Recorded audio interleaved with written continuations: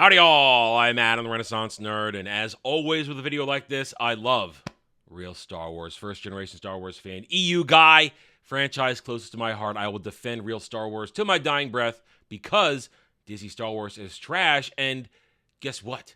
Disney Star Wars is also not profitable. I stumbled upon this today in my perusings.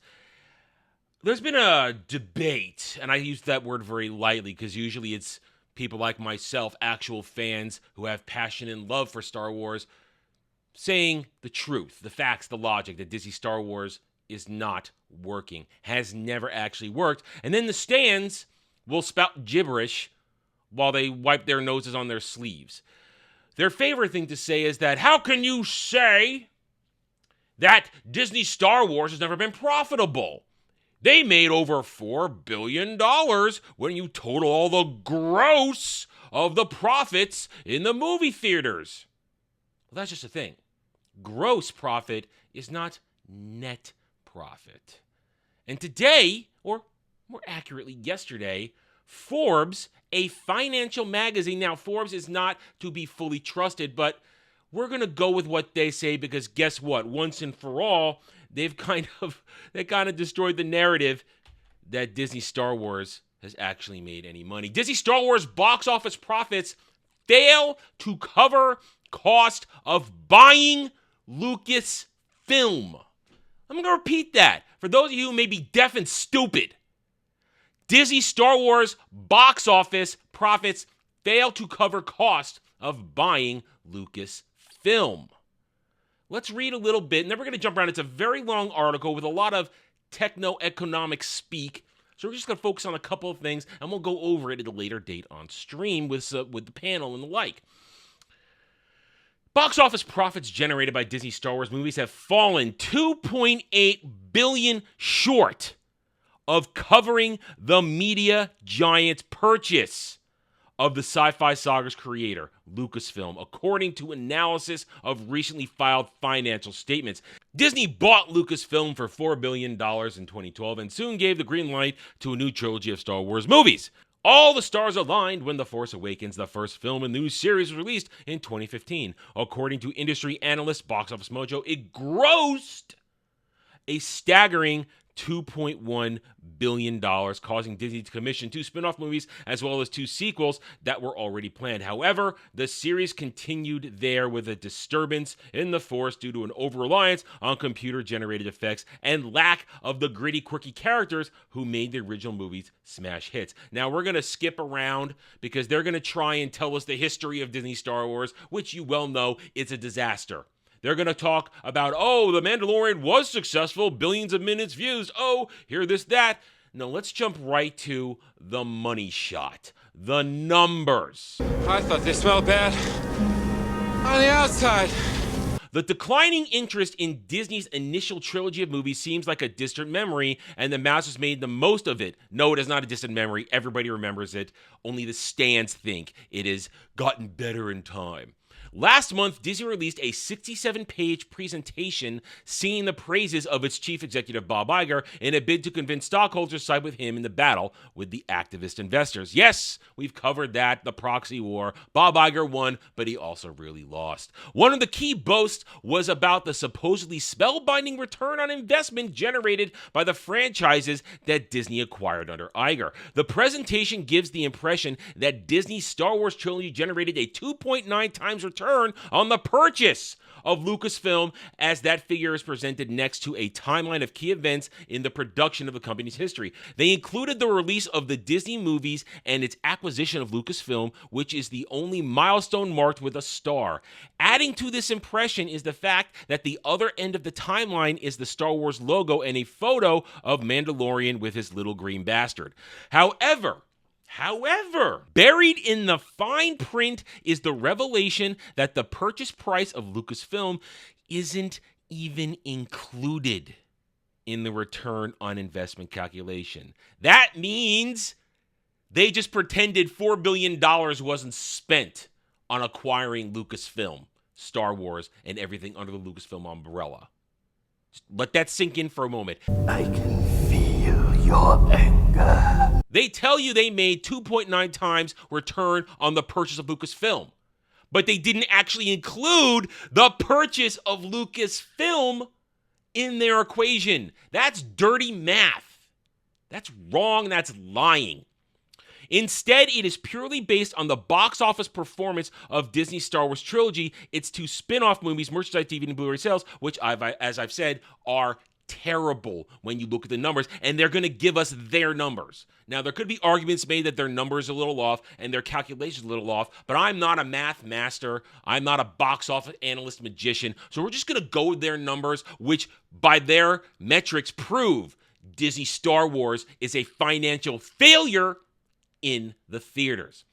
As revealed, the methodology is questionable as Disney based the return on investment on revenue generated by the movies, merchandise, DVDs, Blu-rays, rather than the profit they made as it should have done. Using the revenue rather than the profit artificially inflates the result as it doesn't factor in the costs that Disney had to pay out. Even if this wasn't enough for the media giant, so it forecast the revenue that it expected the Star Wars movies, merch, DVDs, Blu-rays to generate over a 10-year period based on the calculation. In other words, Disney hasn't actually received the revenue that it used to calculate the return on investment. In summary, despite seeming to do so, Disney's presentation doesn't actually reveal whether its Star Wars movies have covered the cost of its purchase of Lucasfilm. Now, they're going to go through a lot of stuff about where the money came from, the discounts from filming in England, this, that. They even mention that they cannot account for any profits from Disney Plus, because we all know there is no profit in Disney Plus. It's a black hole. Everything goes in, nothing comes out. But what they have provided are actual budget numbers for the Disney sequel trilogy and other things. Analysis of more than 800 pages of company filings has revealed that the cost of making the 5 Star Wars movies hit a total of $2.1 billion, peaking at the $567.3 million cost of The Force Awakens. Then we have the second biggest budget was for 2019's Rise of Skywalker, which cost $542.4 million to make. They don't list it here, but I looked it up. Well, actually, they list it here also. If we go to their nice little graph, they show that The Last Jedi cost $319 million to make. Then there's this.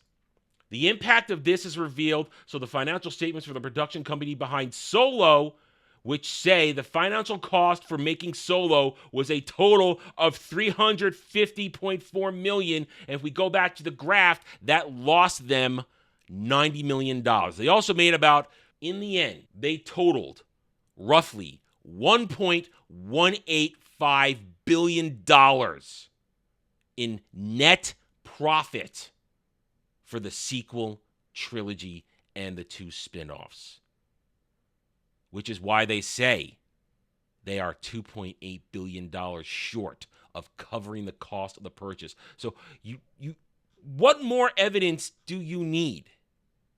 What more evidence do you need to see that Disney Star Wars hasn't made money?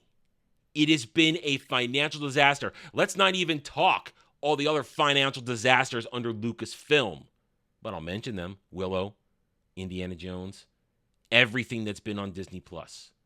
Now, they want to claim Indiana Jones only lost $135 million or something like that. No, it lost way more money. That's a movie that needed $1 billion to break even, and it didn't even scratch $400 million. Disney is a disaster. Disney Star Wars is a complete and utter failure. And here are the facts. Now, these numbers may not be entirely accurate. Honestly, it's probably give or take a few $100 million of what they've actually made. But here are numbers that cannot lie. And we're not even talking about the failure of the High Republic. We're not even talking about the lack of profit on the video games, which all went to EA and other companies, didn't actually go to Disney. We're not talking about the losses of the comics. We're not talking about the losses of Galactic Star Cruiser. We're not talking about the loss of the theme park. It's over. You can't pretend anymore. Numbers don't lie. But stands will lie. They'll tell you everything's fine, everything's great, that we have to just sit back and we can't wait for Rey Skywalker Palpatine to fix things and make it all great. The Mandalorian Grogu movie is going to be so awesome. No, it's all going to lose money. Those movies won't even break $500 million gross in the theaters when they drop. Mando, Grogu, that's not coming out till 2027, which means Rey movie, you're not going to see that till probably 2029, 2030. And who's going to be interested by then? Nobody. Disney, Star Wars, Disney Lucasfilm, they have lost this war. We, the real fans, we've won. We stayed true to our beliefs. We didn't give up. We didn't give in. We collected, protected, and preserved real Star Wars. Disney Star Wars is dead. Real Star Wars is alive and well as long as you, me, every true passionate Star Wars fan keep it close to our hearts and share it with the people who love it. All right, I'm done. Thank you for watching this video. If you enjoyed it, a like would be very much appreciated. Check out my channel. Subscribe to my channel, where I'm here to earn your trust and support using facts and logic, because facts and logic do not care about whiny Stan Fake Fan and SJW Fifis. Thank you all again for watching. Take it easy. Thanks for watching, everyone. If you enjoyed the video, hit that like button, subscribe to the channel. Check out my gaming channel at Renaissance Nerd Arcade, and follow me on X Twitter under @TheRedNerd. Thanks again for watching. Take it easy.